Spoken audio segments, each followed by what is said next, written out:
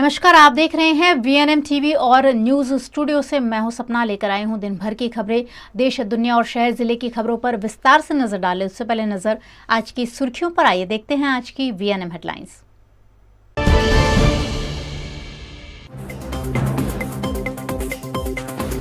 आप पर सुकेश चंद्रशेखर के सनसनीखेज आरोप, राज्यसभा सीट के बदले मांगे 50 करोड़।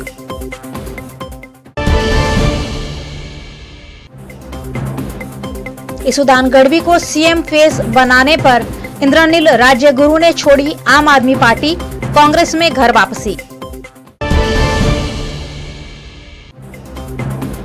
और वडोदरा में जम रहा है चुनाव का माहौल, अमीर रावत और ऋत्विज जोशी को मिला कांग्रेस का टिकट।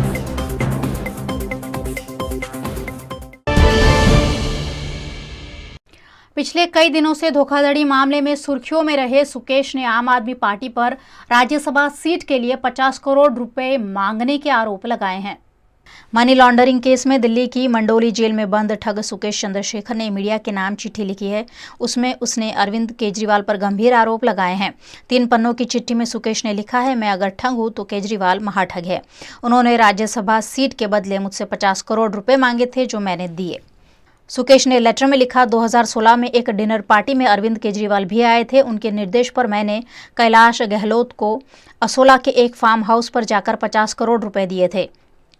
बता दें कि कैलाश फिलहाल केजरीवाल सरकार में परिवहन मंत्री है। सुकेश ने कहा कि जो भी जानकारी दी गई है वो सच है और इसकी जांच कराई जा सकती है। सुकेश ने अपने वकील के नाम एक अन्य पत्र में लिखा, 1 नवंबर को मैंने दिल्ली के उपराज्यपाल को पत्र लिखा था। इसमें बताया था कि जेल में सुख सुविधा उपलब्ध कराने के बदले में केजरीवाल सरकार के जेल में बंद मंत्री सत्येंद्र जैन को 10 करोड़ रुपए दिए हैं। उपराज्यपाल से ये शिकायत करने के बाद सत्येंद्र जैन और जेल के तत्कालीन डीजी सुकेश को धमका रहे हैं। लेटर की पुष्टि सुकेश के वकील ने मीडिया से की है। आम आदमी पार्टी के मुख्यमंत्री का चेहरा बनने की चाह रखने वाले इंद्रनील राज्यगुरु ने आम आदमी पार्टी का साथ छोड़कर कांग्रेस का हाथ पकड़ लिया है। गुजरात में विधानसभा चुनाव की तारीखों के ऐलान के साथ ही सरगर्मियां तेज होती जा रही है।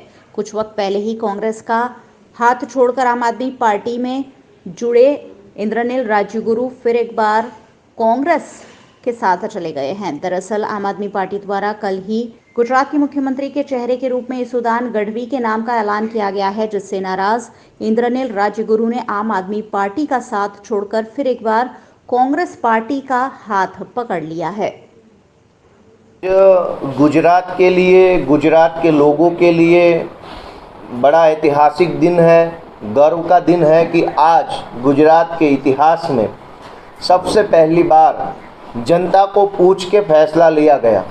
जनता को ये पूछा गया कि वो आम आदमी पार्टी में से किस व्यक्ति को सीएम के रूप में देखना चाहते हैं। जनता ने अपना वोट दिया, अपनी बात कही और जनता ने अपना निर्णय लिया कि वो आम आदमी पार्टी से ईसुदान गढ़वी जी को सीएम के रूप में देखना चाहते हैं। तो आम आदमी पार्टी ने आज डिक्लेयर किया गुजरात के सामने, जनता के सामने, पूरा गुजरात आम आदमी पार्टी के सारे चाहक और समर्थक, ईसुदान भाई गढ़वी के समर्थक, सारे लोग खुशी से नाच रहे, झूम रहे। पूरा दिन आज खुशी में गुजरा है। लेकिन आज इस खुशी को जब हम मना रहे थे तब पता चला कि हमारे पूर्व नेता इंद्रनील भाई राजगुरु ने आम आदमी पार्टी छोड़ के अपनी पुरानी पार्टी कांग्रेस में वो शामिल हो चुके हैं। वो पिछले काफ़ी दिनों से लगातार आम आदमी पार्टी के ऊपर दबाव बना रहे थे, बार बार दबाव बना रहे थे 2 चीज़ को लेकर के। एक था कि उनको सीएम पद का कैंडिडेट डिक्लेयर किया जाए, दूसरा था कि 15 से ज़्यादा टिकट उनको दी जाए। और ये दोनों मांग को लेकर के वो बार बार आम आदमी पार्टी के ऊपर दबाव बना रहे थे, बार बार इस चीज़ को वो प्रेशराइज कर रहे थे पार्टी के अंदर। पार्टी ने कहा कि इस तरीके से नहीं हो सकता है। आम आदमी पार्टी जनता की पार्टी है, आम लोगों की पार्टी है, आम लोगों की राय लेके ही सारा काम किया जाता है। सीएम किसी को भी बनना हो तो जनता जिसके ऊपर अपना आशीर्वाद देगी, जनता जिसके लिए अपना वोट देगी, उसको सीएम बनाया जाएगा। तो जनता ईसुदान भाई को प्यार करती है, जनता ईसुदान भाई को अपना नेता मानती है। हमने कहा कि ये सीएम पद में आने के लिए जो आप दबाव बना रहे हो वो ठीक नहीं है। जैसे ही आज ईसुदान भाई का नाम डिक्लेयर हुआ, उनको लगा कि अब उसकी जो इच्छा है वो पूर्ण नहीं होगी, तो उन्होंने अपनी इच्छा और इच्छा को लेकर के वो चले गए कांग्रेस में। मैं इस मौके पे किसी भी तरह की टीका टिप्पणी नहीं करूंगा उनके ऊपर, लेकिन मैं भगवान से प्रार्थना करूंगा कि उनकी जो सीएम कैंडिडेट बनने की इच्छा है वो कांग्रेस पूरी करे, कांग्रेस पार्टी उनको सीएम पद का चेहरा बनाए और मेरी उनको शुभेच्छाएं हैं। तो दबाव बना रहे थे लेकिन पार्टी के खिलाफ काम नहीं कर रहे थे, वो अंदर ही अंदर कह रहे थे। तो हमने कहा कि ये आपका कहना, ये दबाव बनाने का तरीका ठीक नहीं है। लेकिन अंत में जब उनको लगा कि अब उनकी मांग को नहीं माना जाएगा तो उन्होंने अपनी घर वापसी कर ली। मेरी उनको शुभकामनाएं हैं। गुजरात विधानसभा चुनाव के लिए कांग्रेस की पहली सूची का ऐलान कर दिया गया है, जिसमें अकोटा विधानसभा से ऋत्विज जोशी को टिकट दिया गया है। गुजरात विधानसभा चुनाव की तारीखों का ऐलान कर दिया गया है, जिसके साथ ही चुनावी गतिविधियां तेज हो गई है। कांग्रेस पार्टी द्वारा बीती रात 43 उम्मीदवारों का ऐलान कर दिया गया है। वडोदरा में अकोटा विधानसभा की सीट से कांग्रेस अध्यक्ष ऋत्विज जोशी को टिकट मिला है। विधानसभा का टिकट मिलने पर ऋत्विज जोशी ने आज सुरसागर निकट के हनुमान मंदिर में हनुमान दादा के आशीर्वाद लिए और मीडिया से बातचीत भी की। अकोटा विधानसभा से महाराष्ट्रियन समाज के उम्मीदवारों को टिकट दिए जाने की मांग की जा रही थी, जिसे लेकर कांग्रेस कार्यकर्ता ऋत्विज जोशी को टिकट मिलने से नाराज भी है। राष्ट्रीय नेतृत्व और प्रदेश नेतृत्व का मैं आभारी हूं कि उन्होंने मेरे पे विश्वास रखा और अकोटा विधानसभा में मुझे यहाँ टिकट दिया है कांग्रेस पार्टी से। तो राष्ट्रीय नेतृत्व का आभारी हूँ, प्रदेश नेतृत्व का आभारी हूँ। 27 साल से भारतीय जनता पार्टी का जो कुशासन चल रहा है, उस कुशासन का अंत अभी निश्चित है और प्रजा ने मन बनाया है परिवर्तन रूपी कांग्रेस की सरकार को लाना है। क्यों लाना है? क्योंकि 27 साल में भारतीय जनता पार्टी, चलो देश के मुद्दे जो है पेट्रोल डीजल की और महंगाई की बात करें, बेरोजगारी की बात करें, ये सब देश के मुद्दे हैं। लेकिन वडोदरा शहर की अगर मैं बात करूँ तो वडोदरा में जो टैक्स पेयर्स है, जो टैक्स भरते हैं, उनको सामने जो बेसिक फैसिलिटी यानी जो रोड, रास्ता, ड्रेनेज, वाटर, ये जो समस्या है, आज भी वडोदरा में 2 टाइम पीने का पानी नहीं मिलता। ये हकीकत है। हमको महाराजा सयाजीराव गायकवाड़ का वडोदरा वापस लाना है, क्योंकि भारतीय जनता पार्टी ने तो वडोदरा को खाड़ोदरा बना दिया और प्रजा परेशान है। अब देखो कि गरीब और मध्यम वर्ग आज कैसे कमा रहे, कैसे खा रहे, ये हम जानते हैं। तो ये सब बातें और सत्ता का अभिमान, भारतीय जनता पार्टी को जो सत्ता का अभिमान आया है, उस अभिमान का, उस अहंकार का भी अंत आने वाला है। और इसीलिए भाजपा इतनी डरी हुई है कि उनके बड़े बड़े नेताओं को, देश के नेताओं को यहाँ पे जब आते हैं तो उनके रोड शो में पब्लिक नहीं होती, वहाँ पे पब्लिक मीटिंग फेल हो रही है। बार बार उनको वापस प्रचार प्रसार करने के लिए आना पड़ता है, उनको उद्घाटन, लोकार्पण, और वो भी चुनाव जब नज़दीक आ गया तब जाके ये सब काम वो जब कर रहे हैं। लेकिन प्रजा इनकी बातों में इस बार नहीं आएगी और परिवर्तन रूपी कांग्रेस की सरकार को लाएगी। कांग्रेस परिवार जो है वो सभी लोगों को साथ में लेके चलता है और जो लोगों ने भी टिकट मांगी है और मैं प्रमुख था, मैंने सबके नाम आगे किए हैं। ऐसा नहीं है कि मैंने मेरा नाम रख दिया आगे और मुझे हाईकमांड ने, जो राष्ट्रीय नेतृत्व है, प्रदेश नेतृत्व है, उन्होंने मुझे कहा कि आपको चुनाव के मैदान में उतरना है, तो जो पक्ष ने कहा वो करना है। बाकी जो हमारे साथी है, आगेवान है, मित्र है, उन सबको मनाएंगे, बात करेंगे और सब एक साथ मिलकर लड़ेंगे, भारतीय जनता पार्टी के सामने लड़ेंगे और प्रजा में विश्वास जीत के कांग्रेस की सरकार बनाएंगे। अकोटा का विधानसभा टिकट ऋत्विज जोशी को दिए जाने के साथ साथ सयाजीगंज विधानसभा का टिकट कॉरपोरेशन की विपक्ष नेता अमीर रावत और रावपुरा विधानसभा का टिकट संजय पटेल को दिया गया है। अमीर रावत और संजय पटेल दोनों ने वीएनएम टीवी से बातचीत में दोनों सीट जीतने का भरोसा जताया है। मुझे विश्वास है कि अब इस चुनाव में भी लोग मेरा ये कार्य देख के साथ में सपोर्ट करेंगे। साथ ही अगर आप इंडिया लेवल पे देखें तो जो पॉलिसीज़, जो बीजेपी ने जो सपने दिखाए थे, वो सारे सपने ढेर हो गए लोगों के। इकोनॉमिकली देश बर्बाद हो रहा है, जिस तरह से फॉरेन पॉलिसीज़ में हम फेल हुए हैं। गुजरात की बात करें तो गुजरात में भी जिस तरह से ड्रग माफियाज, जिस तरह से पेपर लीक हो रहे हैं, लोगों को बेरोज़गारी का, एक एक जॉब के लिए कई सैकड़ों लोग अप्लाई करते हैं, उनके पेपर लीक हो रहे हैं। जिस तरह से एक अनरेस्ट गवर्नमेंट एम्प्लॉयज़ में, हर सेक्टर में एक अनरेस्ट है और जो आंदोलन चल रहे हैं उससे फलित होता है कि लोग नाराज़ हैं, महंगाई से लोग परेशान हैं, बेरोज़गारी से परेशान हैं। और ये सब क्यूमुलेटिव एक 27 साल के बीजेपी के रूल की एंटी इनकम्बेंसी भी खूब हाई है। तब जब पार्टी ने खूब बहुत स्ट्रैटेजिकली शिक्षित पढ़ी लिखी महिलाओं को प्रमोट किया है, युवाओं को प्रमोट किया है, तो कांग्रेस पार्टी के जो वचन है, कांग्रेस ने जो विजन मैनिफेस्टो में दिया है, वो वचन को देख के, for example 3000 new schools, gas cylinder में 500 रुपीज़ की सब्सिडी, हर दूध उत्पादक को पर लीटर 5 रुपीज़ की सब्सिडी, इलेक्ट्रिसिटी 300 यूनिट तक फ्री, ये सारे वायदे को देख के और कांग्रेस ने जो विज़न रखी और कांग्रेस ने हमेशा से डिलीवर किया है। हम लोग बीजेपी की तरह एक एग्जाम्पल सेट करके उसी को मार्केट करके नहीं जीतते, पर हम लोग ने लॉन्ग टर्म विजन के साथ किए। 2 अच्छी स्कूल बनाने से डेवलपमेंट नहीं होता। इंडिया जैसे देश में जब लाखों स्कूल्स की ज़रूरत हो, वो लाखों स्कूल्स परमानेंटली बने, वो रन हो, वो प्लानिंग करने में कांग्रेस सफल रही थी। आज उसी की वजह से जो है देश में एक सुई नहीं बनाने वाला देश आज जेट्स एरोप्लेन्स बनाने के और फाइटर प्लेन्स बनाने के लेवल पे आया है। तो आई थिंक ये कांग्रेस की विचारधारा और विकास की देन है। कांग्रेस के काम लोगों ने देखे और अभी जो 27 साल से भ्रमित करके रखा था गुजरात में बीजेपी ने, उसके बाहर आके लोग इस बार परिवर्तन के लिए वोट करें। आप और BJP I think they are hand to hand, दोनों भाई भाई पार्टी है। एक मॉडल को देख के वो मॉडल को रेप्लिकेट करते हैं। लॉन्ग टर्म विजन ना आपने दिखाई है, ना दिल्ली में को वो पुरवार हुआ है, ना गुजरात में पुरवार हुआ है। दोनों ही मॉडल्स फ्लॉप है।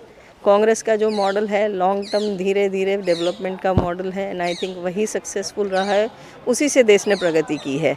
मुझे सयाजीगंज में इन पर्टिकुलर आपकी या बड़ौदा शहर में आपकी कोई प्रेजेंस फील भी नहीं हो रही है एंड आई डोंट थिंक कि बड़ौदा में उनकी कोई सिग्निफिकेंस रहने वाली है। As a matter of fact पूरे गुजरात में वो उनकी कोई सिग्निफिकेंस नहीं है। गुजरात हमेशा से कांग्रेस बीजेपी के बीच में ही टक्कर की लड़ाई रही है और इस बार भी वही रहेगा। रावपुरा काफ़ी समय से बीजेपी के पास है, लेकिन रावपुरा सीट ऐसी है कि कोई जीत नहीं सकता, ऐसे है नहीं। कांग्रेस जीत सकती है और हमने प्रयास किया है और हर बार हमारा वोट जो है शेयर वो बढ़ा है। उससे पहले हम 42,000 से हार गए थे। बत्थू भाई के टाइम हम 7,000 8,000 कम किए थे और इस बार हम सब मिल के इतना अच्छा काम किया है। घर घर जाके हम कांग्रेस का प्रचार किया है। राहुल गांधी जी का जो 8 पॉइंट कार्यक्रम है उसके बारे में सबको बताया है और सब अभी ये जो देश में चल रहा है, मोंघवारी है, अनएम्प्लॉयमेंट है, काफ़ी मुद्दे हैं, उसके बारे में सब अब पहचान गए हैं कि ये सरकार बोलने वाली सरकार है, काम करने वाली सरकार नहीं है। तो इसलिए आज गुजरात की जनता ने ठान लिया है कि इस बार ये बीजेपी को भगाना है और कांग्रेस को लाना है। बीजेपी का कांग्रेस मुक्त, लेकिन अभी तक कांग्रेस मुक्त हुआ नहीं है। कांग्रेस एक विचारधारा है और विचारधारा से कभी कोई मुक्त होता नहीं है। हमारी जो लड़ाई है बीजेपी के साथ वो विचारधारा की ही लड़ाई है। वो भारत तोड़ने की बात करते हैं, संप्रदायों में लड़ाने की बात करते हैं, हम सबको जोड़ने की बात करते हैं। राहुल गांधी जो अभी निकले हैं भारत जोड़ो, वो इसीलिए है कि देश को अभी ये जो लोग अभी शासन में उनसे बचाना है। कांग्रेस के राष्ट्रीय प्रवक्ता आलोक शर्मा ने अहमदाबाद में पत्रकार परिषद का आयोजन कर केजरीवाल को फर्जी लाल करार दिया। वहीं भाजपा सरकार पर आरोपों की छड़ी लगाई। केजरीवाल का फर्जीवाल का एक 3D मॉडल सामने आया है। 3D मॉडल के माध्यम से जो पैसा है वो तमाम राज्यों से इकट्ठा करके जहां जहां इनकी सत्ता है, दिल्ली और पंजाब से 3D मॉडल चल के गुजरात में आया है। अब आप सोच रहे होंगे 3D मॉडल क्या है? एक है दारू मॉडल, दूसरा है ड्रग्स मॉडल और तीसरा है दंगा मॉडल। दिल्ली से दारू मॉडल आया है कि दारू का पैसा बापू और सरदार पटेल की भूमि पर पहुंचाया जा रहा है। दूसरा डी है दंगा मॉडल। पंजाब में जिस तरह से इनकी सरकार आने के बाद वहां पर दंगों की पूरी तरह से एक लाइन लग गई है, जिस तरह से लगातार मर्डर हो रहे हैं वहां पर। कल ही पंजाब में एक हिंदू नेता शिवसेना के जो थे, जिनको वाई कैटेगरी सुरक्षा प्राप्त थी, चारों तरफ पुलिस वाले खड़े हैं और आतंकी संगठनों से जिस तरह से लिंक पाए जा रहे हैं और एक हिंदू नेता की हत्या कर दी जाती है। लगभग 50 से ज्यादा हत्याएं हुई हैं। वहां पर 3 या 4 बार दंगे भड़काने का काम शुरू हुआ है।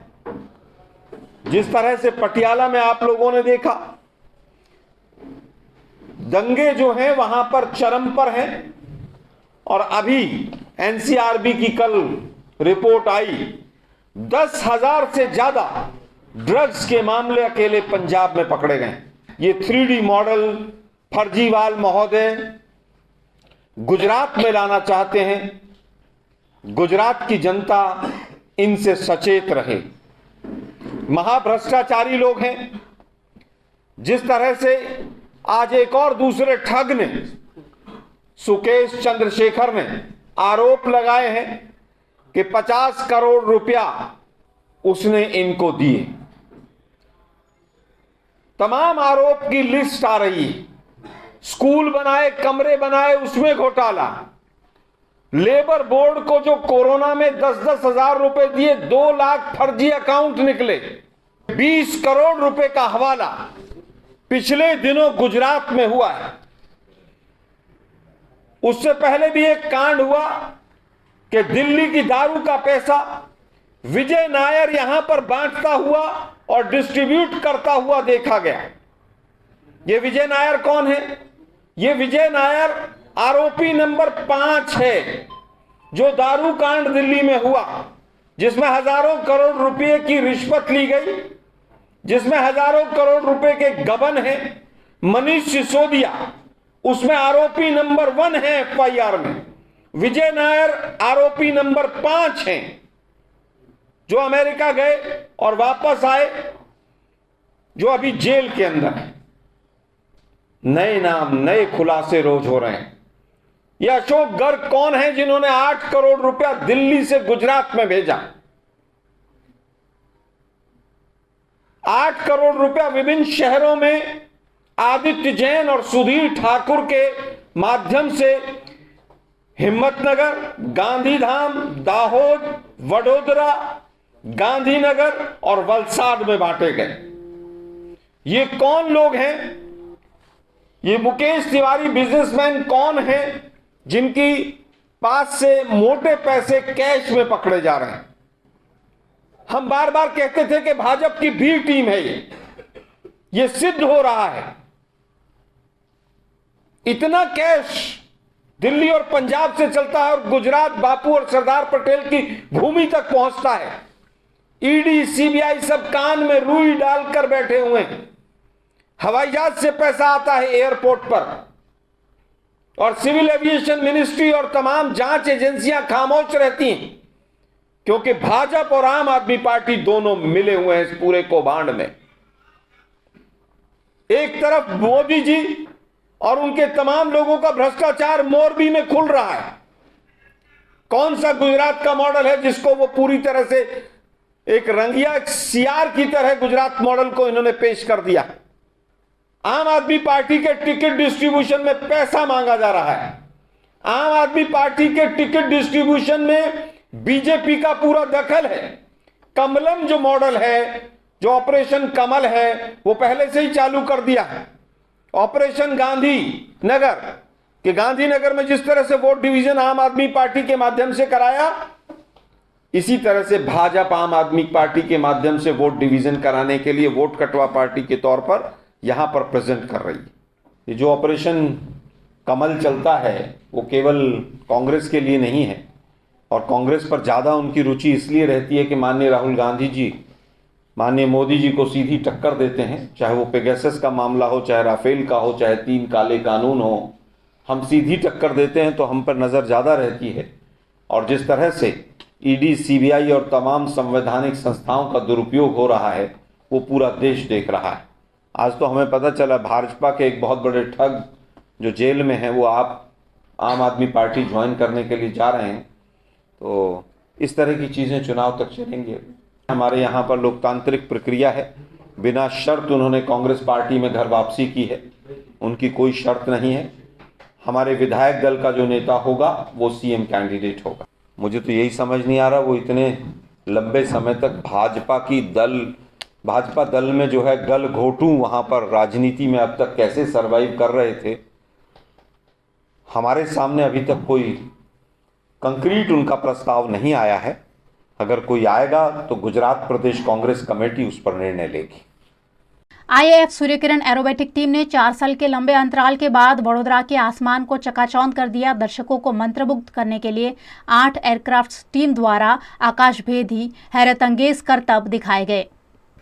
आज़ादी का अमृत महोत्सव समारोह के भागरूप भारतीय वायुसेना की सूर्यकिरण एरोबेटिक टीम ने भारतीय वायुसेना का 90वां स्थापना दिवस मनाने के लिए वडोदरा में वायुसेना की 8 एयरक्राफ्ट टीम्स द्वारा आसमान में अलग अलग एरोबेटिक करतब करते हुए हैरतअंगेज प्रस्तुतियां दी। यह आयोजन दर्जीपुरा वायु स्टेशन पर हुआ, जहां दर्शक इसे देखकर मंत्रमुग्ध हो गए।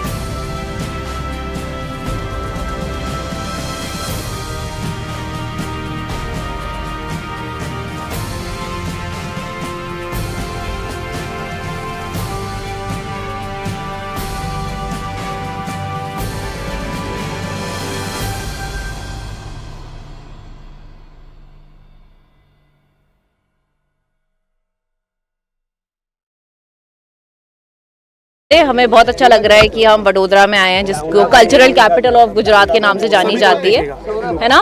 एंड बड़ा ही वार्म वेलकम मिला है हमें। आज आप जो देख पाएंगे वो है इंडियन एयरफोर्स की सूर्यकिरण एरोबैटिक टीम। ये टीम एशिया की मात्र 9 एयरक्राफ्ट एरोबैटिक टीम है और पूरी दुनिया में सिर्फ 4 से 5 एरोबैटिक टीम एग्जिस्ट करती है। जैसा कि हम जानते हैं कि इंडियन एयरफोर्स इस दुनिया की 4th लार्जेस्ट एयरफोर्स है। टीम को आज आप अहमदाबाद से टेक ऑफ करने के बाद यहाँ पे 18 से 20 मिनट की प्रोफाइल करता हुआ देख पाएंगे। टीम का मोटिव आज ये है कि आज़ादी का अमृत महोत्सव बनाना। Otherwise we also want to inspire all the young children जो आज डिस्प्ले देखने आए हैं, उनको मोटिवेट करना to see defence also as a career option and to get motivated with what we do and someday may be we will also see them taking to the skies. Okay, तो हमारी जो profile होती है typically 18 से 20 minute की, वो 2 भागों में डिवाइड की जाती है। Let me inform you that team का नेतृत्व करते हुए हमारे कमान अधिकारी जो हैं ग्रुप कैप्टन GS ढिल्लों, वो उनके पीछे सब लोग फॉर्मेट करते हैं और फ्लाइंग करते हैं। तो कॉम्पोजिट प्रोफाइल में आप सारे 9 जहाज़ों को एक साथ उड़ता हुआ देख पाएंगे और सिंक्रो में ये लोग 2 भागों में डिवाइड हो जाएंगे ताकि एवरी 30 सेकेंड वो लोग आ सके और एक मनूवर करके दिखा सके। सो कॉम्पोजिट में मनूवर्स हम सबसे पहला करेंगे डायमंड में एंट्री, उसके बाद हम लोग तेजस फॉर्मेशन करेंगे, प्रचंड फॉर्मेशन करेंगे। आप सूर्यकिरण 7 को इन्वर्टेड फ्लाइंग करता हुआ देख पाएंगे। वेरा सिंक्रो में आप अल्फा क्रॉस देख पाएंगे, आप डबल कॉर्कस्क्रू देख पाएंगे और आप ऐसे कई मनूवर्स देख पाएंगे। सूर्यकिरण का शो देखा और इसमें प्रिसिशन कितना ट्रेनिंग जाता होगा और कितना मेहनत करनी पड़ती होगी। हम रास्ते में 1-2 साथ बराबर चल नहीं सकते, इन लोग इतना ये मनूवर करते हैं। तो ऐसे अपने जहाँबाज पायलट है और अपना जो आकाश है उनके हाथ में एकदम सेफ है, कोई भी उनको हमारे को डरा नहीं सकता, कोई हमारे को आकाश में हमारी बस्ती नहीं कर सकता। बस उनको मैं सैल्यूट करता हूँ। जय हिंद। It was good. कैसा लगा? बहुत अच्छा था।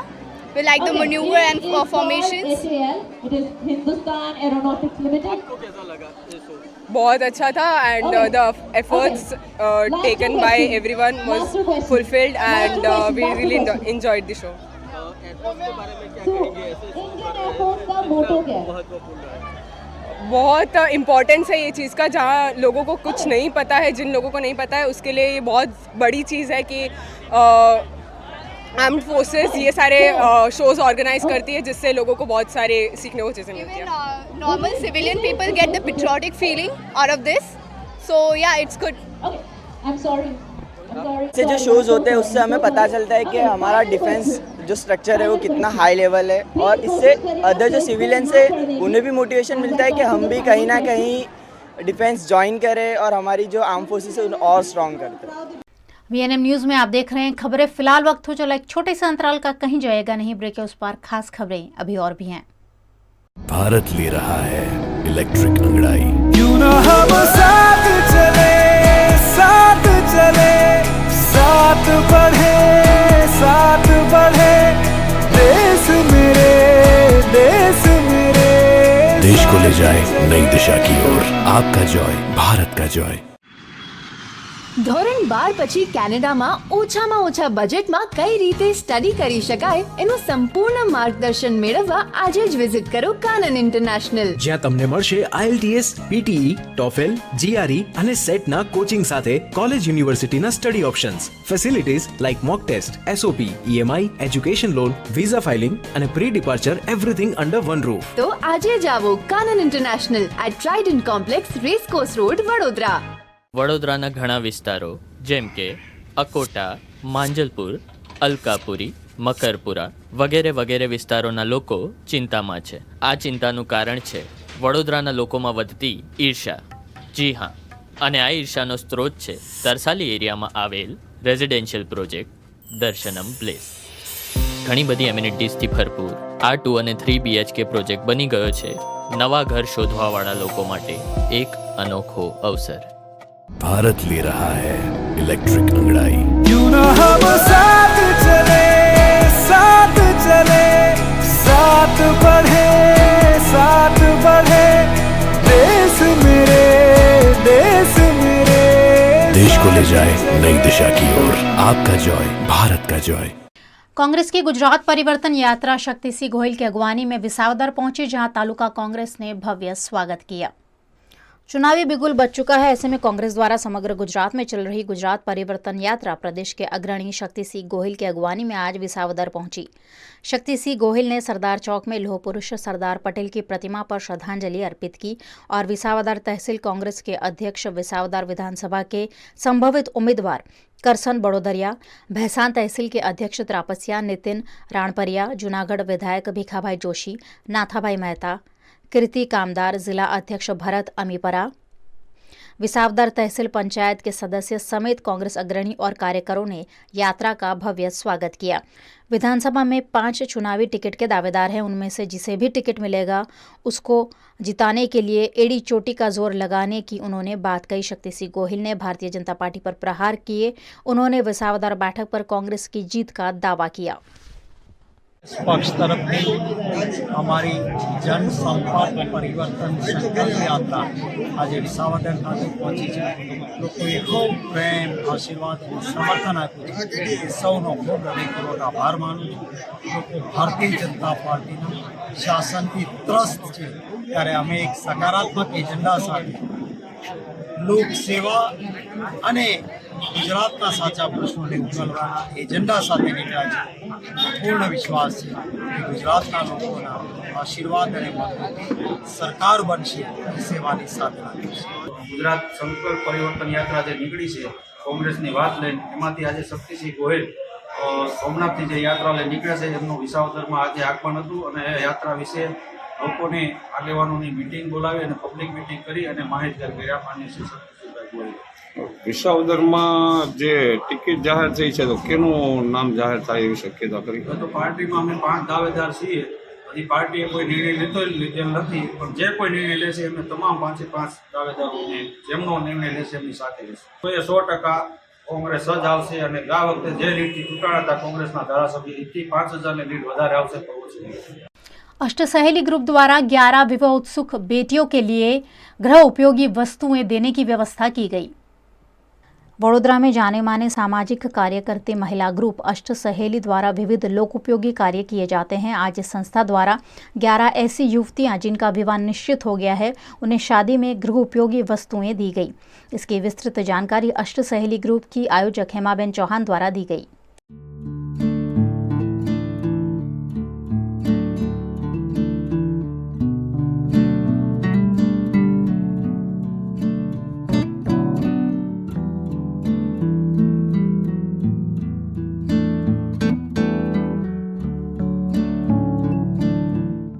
आज बड़ोड़ा अष्ट सहेली ग्रुप बड़ोड़ा एक लड़कियों का, आप गुजराती में करियावर, हिंदी में कन्यादान बोलते हैं, वो करने जा रहे हैं। हमारा एक भाव ऐसा था, ये हमारा एक इमोशन ऐसा था कि तुलसी विवाह जब होता है तो एक बाजू तुलसी जी की विदाई होती है, एक बाजू एक तरफ लड़कियों, हमारी जो बिटियां हैं उनको हम करियावर देकर विदा करें। दिल से हमारी प्रार्थना और हमारी चाह ये है हम सभी की कि जहाँ भी वो जाए, जो भी घर में जाए, अपना संसार खूब सुखी और खूब सुख रूप में वो लोग गुजारे अपना लग्न जीवन। और उसी की प्रार्थना के साथ हम और कुछ बोल ही नहीं सकते, क्योंकि बेटियों की विदाई बहुत मुश्किल होती है बेटियों को अपने घर से भेजने की। बस हमारी यही प्रार्थना है कि बिटिया हमेशा खुश रहे बस। असम के गुवाहाटी में आयोजित 22वें नेशनल पैरालंपिक स्विमिंग चैंपियनशिप में खेलने जा रहे 6 स्पर्धकों का ट्राइकलर हॉस्पिटल में विदाई समारोह रखा गया। वडोदरा के ट्राइकलर हॉस्पिटल और श्री राम कृपा मेडिकल प्राइवेट लिमिटेड के सहयोग से असम के गुवाहाटी में आयोजित 22वें नेशनल पैरा स्विमिंग चैंपियनशिप में 35 खिलाड़ी भाग ले रहे हैं, जिसमें वडोदरा के चयनित 6 पैरालंपिक खिलाड़ी जा रहे हैं। इनमें 2 महिला और 4 पुरुष शामिल हैं। उनका विदाई समारोह ट्राइकलर हॉस्पिटल में रखा गया। यहाँ पर उनका फूलों से सम्मान किया गया और स्विमिंग में जीत कर आने के लिए उत्साह बढ़ाया। इनको आर्थिक मदद भी दी गई है। जिन्हें स्पॉन्सरशिप दी गई है उसमें जम्मू वसावा, गरिमा व्यास, सुरेश राणा, मुकेश वसावा, राकेश मोदी और नितिन आहिरे हैं। इस बार मैं नेशनल खेलने दूसरी बार जा रही हूँ और पिछली बार जब मैं गई थी तब कंपटीशन उदयपुर में थी। मैं उस समय तो दिन में 1 घंटे की प्रैक्टिस पे जाती थी और उस समय तो मुझे ज़्यादा टाइम भी नहीं मिला था प्रैक्टिस करने का, क्योंकि विंटर के बाद तुरंत था कंपटीशन।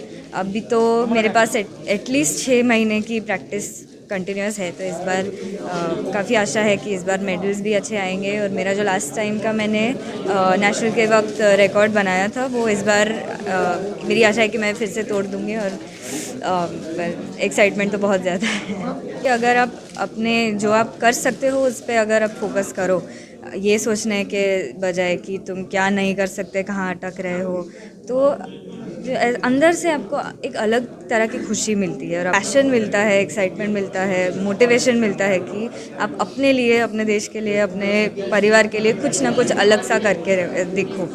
तो बस यही मैं चाहती हूँ कि अब कुछ ऐसे जब हम कहते हैं कि मेरे साथ ही ऐसा क्यों हुआ, ये सब सोचना थोड़ी देर के लिए चलो समझ सकते हैं कि कुछ आपके साथ गलत हो गया, एक बार शायद आपको ऐसे सोच आ भी जाएगी, पर इसको अगर लंबी तरह से खींचते रहोगे लंबी समय तक तो आपके लिए भी अच्छा नहीं होगा। इससे अच्छा है थोड़ा सा खुद को धक्का दे दे, थोड़ा सा मोटिवेट कर ले खुद को, तो आपको यू नेवर नो कि आप कौन से लिमिट्स तक पहुंच जाए। ये 22वीं पैरा स्विमिंग चैम्पियनशिप है जिसमें मैं 5वीं बार पार्टिसिपेट हो रहा हूँ और गुजरात से मैंने S5 कैटेगरी में मैं पार्टिसिपेट होता हूँ और मैं रेगुलर प्रैक्टिस कारेली बाग स्विमिंग पूल, पहले सरदार बाग में करता था जो अभी बंद है, तो कारेली बाग जाता हूँ। और हमारी संस्था के थ्रू हम स्विमिंग पूल में के लिए हमने मांगनी भी किया हुआ है कि हैंडीकैप के लिए अलग से कोचिंग हो या अलग से प्रैक्टिस या अलग से कंसेशन मिले हमको, वो सब मांगनी भी किया हुआ है। पर तब तक हम लोग हर बार जाते हैं, प्रैक्टिस करते हैं और नेशनल में पार्टिसिपेट होता हूँ। 2 बार मेरा ब्रॉन्ज मेडल आया हुआ है। इस बार 2 वुमेन और 4 मैन होके 6 प्लेयर फ्रॉम बड़ोदरा है और ये हो रही है आसाम गुवाहाटी के।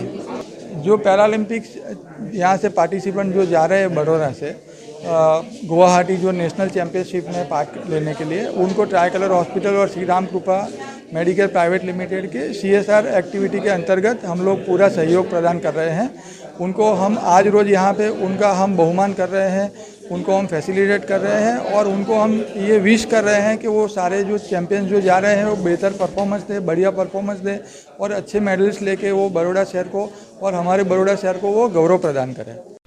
गुजरात में आम आदमी पार्टी ने विधानसभा चुनाव के लिए उम्मीदवारों की 10वीं सूची का आज ऐलान किया, जिसमें 21 उम्मीदवार शामिल है।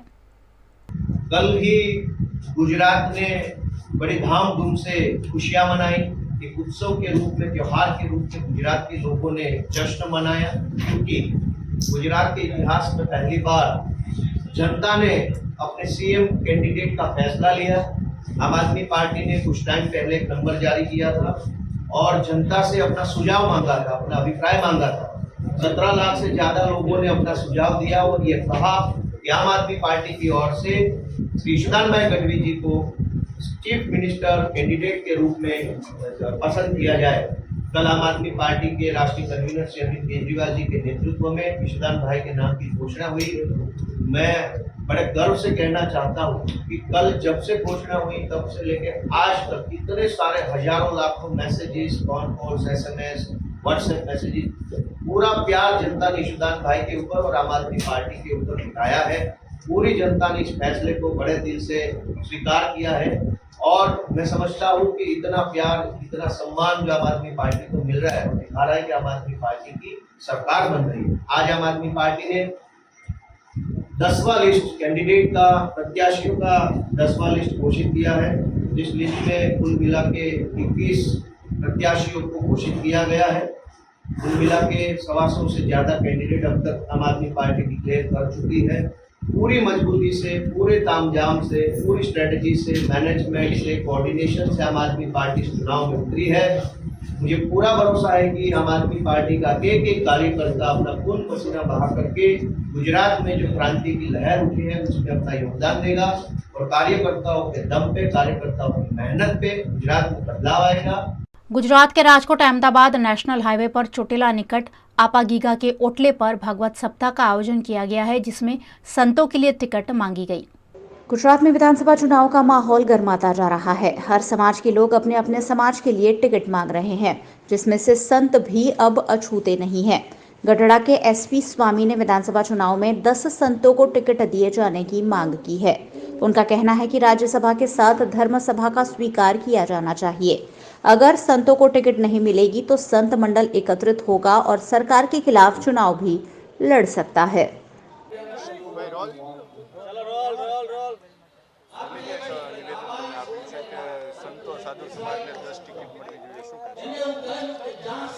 બહુ સ્પષ્ટ મારી બાબત છે કે રાજસત્તા સાથે ધર્મ સત્તા હોવી જોઈએ અને રાજસત્તા સાથે ધર્મ સત્તા જે પક્ષ સ્વીકારશે એને ગુજરાતના ગુરુવંદના મંચના તમામ સાધુઓ સમર્થન આપશે અને રાજસત્તા સાથે ધર્મ સત્તા હશે તો 10 સાધુ સંતોને એમાં પ્રતિનિધિત્વ આપશે અને એવા સંતો જે આધ્યાત્મિક જગતના પ્રશ્નો છે, ધાર્મિક ડિસ્પ્યુટો છે, મંદિરોની અનેક સમસ્યાઓ છે, આ સમસ્યાઓના નિરાકરણ કરશે। આમાં કોઈ સાધુ સંતો મેદાને ઉતર્યા છે કે એવી બાબત નથી, પણ સાધુ સંતોના ઇસ્યુઓ સોલ્વ કરવા માટે સાધુ સંતોની વિધાનસભાની અંદર આવશ્યકતા છે અને એમાં ગુજરાતમાં તો ખાસ આવશ્યકતા છે અને એમાંય સ્વામિનારાયણ સંપ્રદાયના સાધુ તરીકે હું એમ કહું કે અનેક સમસ્યાઓ ઉપસ્થિત થઈ તો આ ગુજરાતની અંદર એના નિરાકરણ નથી થયા તો એ સંતો દ્વારા જ થશે અને એટલા માટે સંતોને વિધાનસભાની અંદર 10 પ્રતિનિધિત્વ સંતોને મળવું જોઈએ।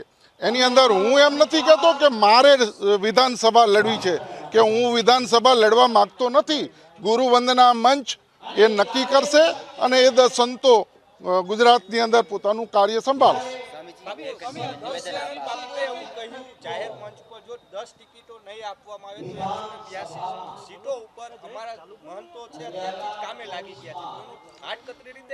એ તો ગુજરાતની અંદર ગુરુવંદના મંચ છે એ 182 સીટ ઉપર પોતાના બ્રહ્મર્ષિઓની નિયુક્તિ કરી દીધેલી છે। દરેક ક્ષેત્રની અંદર બધા સાધુ સંતો કાર્ય કરી રહ્યા છે અને ગુરુવંદના મંચની વાત ન સ્વીકારવામાં આવે તો એ સાધુ સંતો એનું કાર્ય કરશે।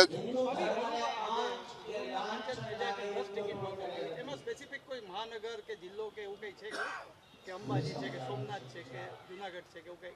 નહીં, ગુજરાતની અંદર સમગ્ર સીટો ઉપર હિન્દુ સમાજનું પ્રભુત્વ છે અને જે જગ્યાએ ગુરુવંદના મંચ 10 અલગ અલગ વિસ્તારોની અંદરથી નક્કી કરીને આપશે અને એ પ્રમાણે જે પાર્ટી એક્સેપ્ટ કરશે એ પ્રમાણે ત્યાં કાર્ય કરશે. અમે ગુજરાતની તમામ પાર્ટીઓ પાસે માગીએ છીએ અમારું રાજસત્તા સાથે ધર્મ સત્તા પહેલી એક્સેપ્ટ કરે અને ત્યાર પછી અમારી 10 સીટો આપે. પહેલી અમારી શરત એ છે કે રાજસત્તા સાથે ધર્મ સત્તા જે પાર્ટી સ્વીકારતી હોય સૈદ્ધાંતિક રીતે એને અમારું समर्थन રહેશે. देखिए, आप सबको मैं पहले तो गुरुवंदना राष्ट्रवंदना मंच से आपको एक चेतावनी समझिए. गुरुवंदना तरफ से राष्ट्रवंदना मंच से चेतना समझिए. पर ये चैतन्य स्वरूप आज हमने इस श्रीमद् भागवत कथा के अंदर भगवान कृष्ण ने जो किया था वही हम यहाँ करने जा रहे हैं. आज कई जगह पे हमने सभा ली, धर्म सभा ली और धर्म सभा के अंदर हमें जितना कुछ इनको कहना था वो हमने कह दिया था. राष्ट्रवंदना ग्रुप, आप सभी को मालूम है कि ये धर्म का मंच है और हम चाहते हैं कि राज सत्ता के साथ साथ धर्म सत्ता को आप स्वीकार करें. आप धर्म सत्ता को यदि स्वीकार नहीं करेंगे तो हमारा विश्व भर के अंदर से जितना संत समागम है वो एक होने में देर नहीं लगेगी. और हम जब आपको देश के अंदर, आज उत्तर प्रदेश के मुख्यमंत्री आप देख रहे एक संत कितना बढ़िया शासन चला रहा है, तो उनके बाद काशी हुई, उसके बाद महाकाल हुआ और अब अयोध्या भी पूर्ण के ओर जा रहा है. तो ऐसे कार्य करने की क्षमता संतों के अंदर है और संतों को हम क्यों दूर कर रहे हैं? हमारी चेतना है, ये चैतन्य स्वरूप है और इसको स्वीकार करिए कि आज डीजी बंजारा साहब ने इतना कष्ट लेके हर गांव तक, हर गांव के मंदिर तक इसलिए गए क्योंकि महाभारत में एक ऐसी वस्तु हुई थी कि एक पांडवों को बोला था कि भाई इनको इतनी जगह दो, 100 बीघा जगह दो, एक जगह बीघा दो, अरे कुछ नहीं तो सुई की जगह तो दो. ધર્મસભાનું આયોજન અમે વારંવાર કરીએ છીએ. છેલ્લા 3 વર્ષથી અંદર અમે લગભગ આ 30મી ધર્મસભા હશે. અને તમે જો ખરેખર વિચાર કરો તો સંગઠિતતા જરૂરી છે. તમે જુઓ કે રોટલો એક જ છે, એ સનાતન ધર્મ છે. તેને દરેક પક્ષપાત કરીને ટુકડા કરી રહ્યા છે. રાજકીય લાભ લેવા માટે ક્યાંક ને ક્યાંક લોકો જે રાજકીય પક્ષો છે ત્યાં ટુકડાઓને સપોર્ટ કરે છે અને સમગ્ર સનાતન ધર્મને હાનિ થાય છે. આ સનાતન ધર્મને હાનિ થતી રોકવા માટે ગુરુવંદના મંચનું એક આયોજન કરવામાં આવ્યું અને બધા જ સંપ્રદાયના સંતો એક લેવલ પર આવીને હવે નક્કી કર્યું છે કે 182 સીટનું 10% ગણો ને તો 18 સીટ થાય. તો અમે તો 18 સીટ નથી માગતા, અમે ફક્ત ને ફક્ત 10 સીટની માગણી અત્યારે કરી છે. આજ રોજ શ્રી આપાગીગાના હોટલા દ્વારા એક રૂડું આયોજન કરવામાં આવેલ છે. અમારા કોઈ પણ કાર્યક્રમો હોય, આ કાર્યક્રમની અંદર દરેક વખતે એક વખત સંત સંમેલનનું આયોજન દરેક વખતે થતું હોય છે.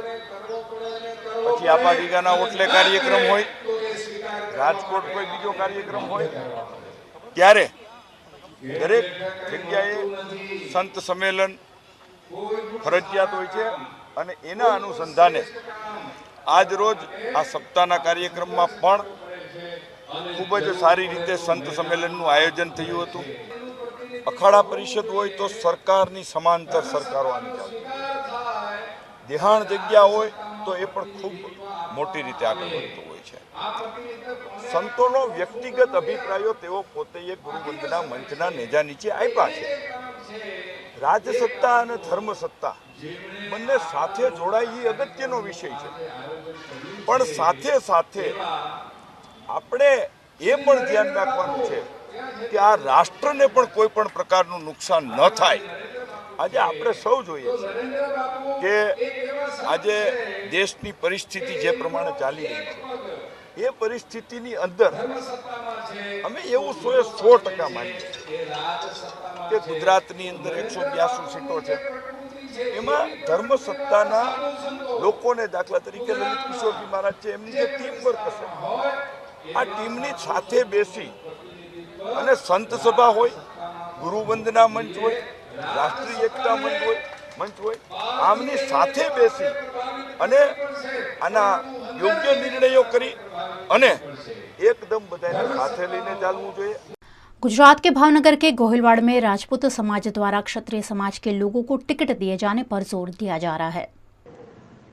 गुजरात में विधानसभा चुनाव का ऐलान हो गया है और इन दिनों राजनीतिक दलों द्वारा टिकटों का बंटवारा हो रहा है. अपने अपने समाज के लोगों को टिकट दिलवाने के लिए सभी समाज एकजुट हो गए हैं.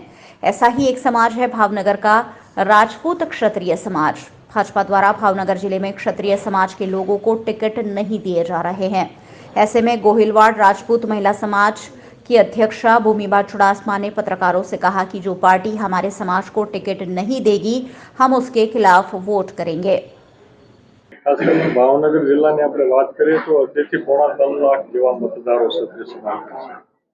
સમગ્ર સંસદીય મતદારો ધારાસભાની જ્યારે વાત કરીએ ત્યારે 4 ધારાસભા એવી જે છે સીટ ભાવનગર પશ્ચિમ, ભાવનગર ગ્રામ્ય, પાલિકા અને તળાજા. ભાવનગર પશ્ચિમમાં ઓછામાં ઓછા 42,000 જેવા મતદારો ખાલી ક્ષત્રિય સમાજના છે. ભાવનગર ગ્રામ્યની અંદર 36 થી 37,000 મતદારો ક્ષત્રિય સમાજના છે. પાલિતાણાની અંદર 34,000 મતદારો છે.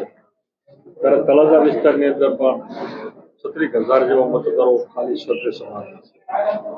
આ મારા નિર્ણાયક મતો છે. આ નિર્ણાયક મતો હોવાને કારણે દરેક પક્ષ પાસે અમારી અપેક્ષા ચોક્કસ હોય કે ઓછામાં ઓછી અમને 7માંથી 3 ટિકિટ આપો.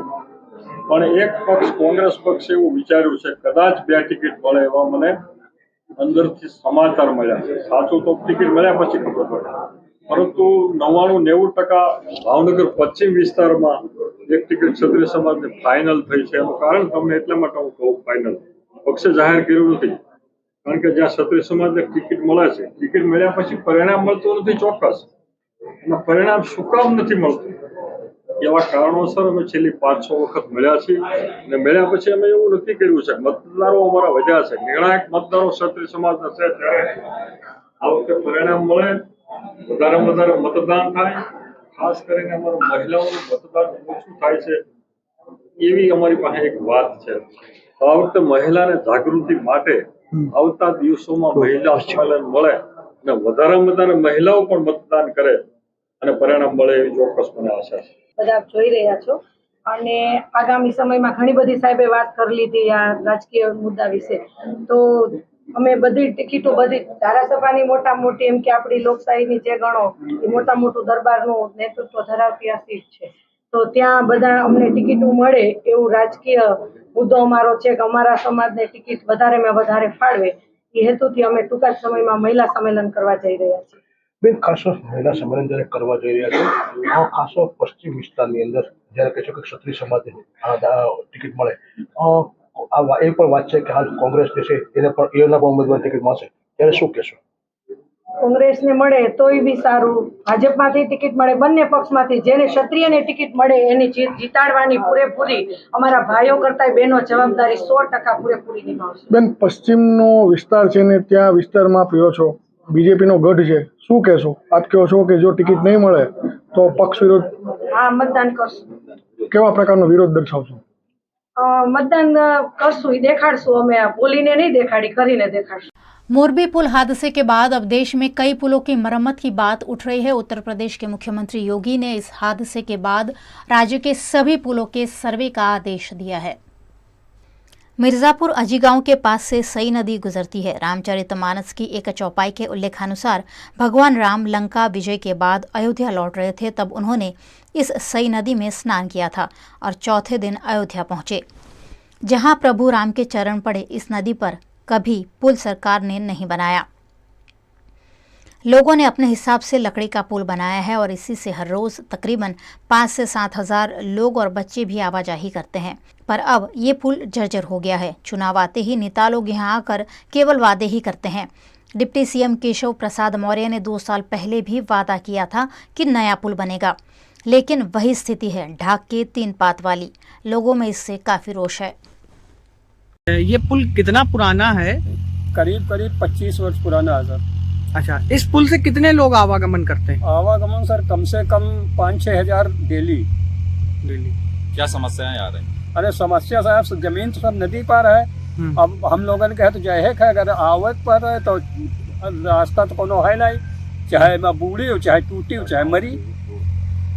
अगर आई थे पुलते तो औरास वाया हो के गरेर के यहाँ 14 किलोमीटर पड़ती है। अच्छा, इस पर से लोग मोटरसाइकिल से भी गुजरते हैं। अरे क्या करें, जर्जर स्थिति में दिख रहा है। डायरेक्ट यहाँ तो निकलते हैं, करेगा। तो आप लोगों ने जिला प्रशासन को कभी अवगत कराया? अरे 20 बार साहब, यहाँ जो चुनाव के समय में आवते हैं, वादा कहीं का चले जाते हैं और आज तक को आवे नहीं। सन 62 तेरे साहब मांग है कि पुल की है। उस समय विधायक बद्री प्रसाद जी थे। अच्छा। और सांसद जगन्नाथ बाबू होते कांग्रेस जमाने में, तब से मांग चल रही है। अभी तक प्रशासन द्वारा कोई नहीं आया। आपके गांव में एक लकड़ी का पुल है, इसको लेकर क्या समस्याएं आ रही? बहुत सारी काफी समस्याएं आ रही हैं और हमारे जो मजरे ग्राम सारी जमीन नई बस्ती, महबूब खेड़ा लगते हैं, काफी गांव हैं, तो मेरे ग्राम सभा की सारी जमीन नदी के उस पार है। अच्छा, कितने गांव हैं नदी के उस पार? काफी होंगे, 10-12। कितने लोग आवागमन करते हैं नदी पुल से? पर डे तो 4-5 हजार आवागमन करते हैं। और अभी हाल ही में गुजरात में मौलवी का पुल का हादसा हुआ है, शायद ऐसा ना हो, यहाँ भी हो सके। तो यही है प्रशासन से कि जल्द से जल्द हमारी मांगे पूरी की जाए। तो क्षेत्र के विधायक जी को समस्या से अवगत कराए आप लोग? कई बार जितने हो चुके हैं उनको अवगत कराया गया, बताया गया कि वोट नहीं डालेंगे, फिर भी वोट हम लोग नहीं डाली। काफी देर वोटिंग होती रही और उसके बाद में यहाँ वोटिंग शुरू हो चुकी। कराए वो लोग। विधानसभा चुनाव में आप लोगों ने बहिष्कार किया तो क्या वजह यही पुल थी? हाँ, पुल की वजह थी, यही वजह। फिर उसके बाद प्रशासन ने क्या आश्वासन दिया था? आश्वासन दे दिया कि हम वोट डालिए, हम पुल बनवाएंगे। आज भी नहीं पुल बना है। ये पुल कितना पुराना होगा? लगभग 25 साल पुराना है। तब और कितने लोग आवागमन करते हैं इससे? कम से कम 6-7 हजार डेली आवागमन है। मोटरसाइकिलों से भी निकलते हैं? बेचारे निकलते हैं, धीरे नहीं। यहाँ क्या करें। आप लोग क्या चाहते हैं जिला प्रशासन? हम लोग चाहते हैं कि ये पुल अगर जो बन जाए तो हम लोगों को सुकून हो जाए, क्योंकि हम लोगों मिर्जापुर गांव की जमीन टोटल इसी पार है। चुनावी तारीख की घोषणा के बाद लखतर तहसील में आदर्श आचार संहिता का कड़ा अमल शुरू हो गया है। चुनाव की तारीख घोषित होने के साथ ही लखतर तहसील में आचार संहिता का कड़ा अमल शुरू हो गया है। राजनीतिक पार्टियों के निशान समेत सर्किट हाउस को राजनीतिक गतिविधि के लिए उपयोग न करने की नोटिस लगा दी गई है। लखतर तालुका मामलतदार और तालुका चुनाव अधिकारी की निगरानी में गांव में दीवारों पर लगे विभिन्न पार्टियों के पोस्टर्स और चित्र हटा दिए गए हैं और कोई भी राजनीतिक पार्टी द्वारा चुनाव लक्ष्य मीटिंग सर्किट हाउस में नहीं रखी जा सकती। फ्लाइंग स्क्वाड भी काम में जुटी है। मेंदड़ा के एक बंद मकान में अचानक आग लगने से अफरा तफरी मच गई। मेंदड़ा की ब्राह्मण शेरी में एक बंद मकान में अचानक आग लगने से इस विस्तार में अफरा तफरी मच गई। घटना की जानकारी मिलते ही मेंदड़ा के सरपंच जेडी खावड़ो और मेंदड़ा पुलिस घटनास्थल पर पहुंची और आसपास के अन्य मकानों में आग न फैले इस बात को लेकर कवायद शुरू कर दी। कपड़े के व्यापारी मकान मालिक जूनागढ़ में रहते होने की वजह से घर लंबे समय से बंद था। यहां पर दमकल विभाग की कोई वैकल्पिक व्यवस्था न होने की वजह से आग पर काबू पाने में और उसे बुझाने में काफ़ी मुश्किलों का सामना करना पड़ा। आसपास के लोग पास में स्थित मस्जिद से पानी की व्यवस्था कर आग बुझाने में लग गए, लेकिन आग काबू में नहीं आ रही थी। जूनागढ़ फायर ब्रिगेड को घटना की जानकारी मिलने पर फायर ब्रिगेड ने पहुंचकर आग पर काबू पाया। आज पंजाब के आम आदमी पार्टी के मुख्यमंत्री अहमदाबाद आए और उन्होंने रोड शो किया। चुनाव की तारीखों की घोषणा के बाद राजनीतिक माहौल गरमाने लगा है। गुजरातियों तो भाजपा का गढ़ माना जाता है, पर आप पार्टी ने यहां अपना दबदबा दिखाना शुरू कर दिया है। आज आप पार्टी के पंजाब के मुख्यमंत्री भगवत सिंह मान अहमदाबाद आए और रोड शो के जरिए लोगों से रूबरू हुए। उन्होंने कहा कि आप पार्टी सर्वे में नहीं आती, सरकार में आती है। अपने यहाँ बाहर निकलना और इतने कम समय में अपने दुकानों से बाहर निकलना काम छोड़ के, ये पहले पंजाब में हुआ था। मैं 7 महीने पहले की बात करूं, मैं चश्मदीद गवाह हूं इस बात का। जब लोग ऐसे निकलते हैं तो कोई नई कहानी लिखने का मन बना चुके होते हैं। तो 8 दिसंबर को नई कहानी लिखी जाएगी। अब आप पूछोगे कितनी सीटें आएंगी? आम आदमी पार्टी किसी सर्वे में नहीं आती, आम आदमी पार्टी सरकार में आती है बस। ऐसा कहा था कि गुजरात की इलेक्शन डिक्लेयर हो जाने के बाद हम सीट का आंकड़ा बता देंगे। अभी बहुत दिन पड़े हैं, आपको सीट भी बता देंगे। आज अरविंद केजरीवाल जी ने लिख के भी दे दिया, कांग्रेस की 5 से कम सीटें आ रही हैं यहाँ गुजरात में। तो आम आदमी पार्टी को किसी ने नहीं सोचा था 92 सीटें आएंगी। आम आदमी पार्टी के बारे में किसी सर्वे में नहीं आया था कि 67 आएंगी। तो मैं फिर कहता हूँ, आम आदमी पार्टी सर्वे में नहीं, सरकार में आती है। ये थी खबरें VNM न्यूज़ स्टूडियो से। VNM की सारी खबरें आप YouTube, फेसबुक, इंस्टाग्राम के अलावा OTT प्लेटफॉर्म पर लाइव देख सकते हैं। आप डेली हंट, जियो TV, वोडाफोन TV और रॉक TV, साथ ही जॉय TV पर 24 घंटे VNM की खबरें देख सकते हैं। तो देखते रहिए VNM TV। मुझे दीजिए इजाज़त, नमस्कार।